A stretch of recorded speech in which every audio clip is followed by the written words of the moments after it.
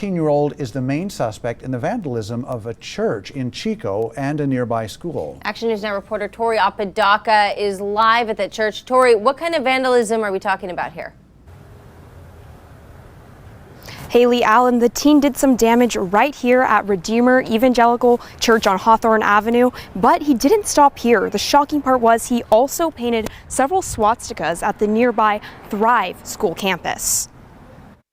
My first reaction was shock, kind of bewilderment, and then some anger and frustration. Pastor Donald Jordan saw this graffiti when he arrived to his church Tuesday morning. Churches tend to be very vulnerable. We tend to be targets. We're open, we're accessible, and people tend to take advantage of churches at times like this. The perpetrator was somehow able to climb on top of this building here, ripping those tiles you're seeing and throwing them onto the ground. The vandal then hopped this fence and tagged the Thrive Homeschool campus, painting several swastikas. Chico PD not calling it a hate crime because the swastikas were not on church property, but on Thrive's campus, and the school has no religious, race, or ethnic ideology. I think that every crime is a hate crime in some sense of hating God or hating your neighbor, not loving God, not loving your neighbor. Despite the act feeling a whole lot like hate, Jordan is trying to see the good in the bad. We're simply praying for the people that did this, that God would have mercy on them, but we're also refocusing on the ministry of this church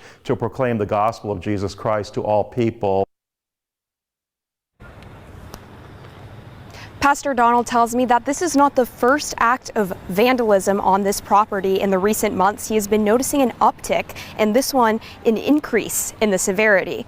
He hopes that this will be the last. Live in Chico, Tori Apodaca, Action News Now. Coverage you can count on.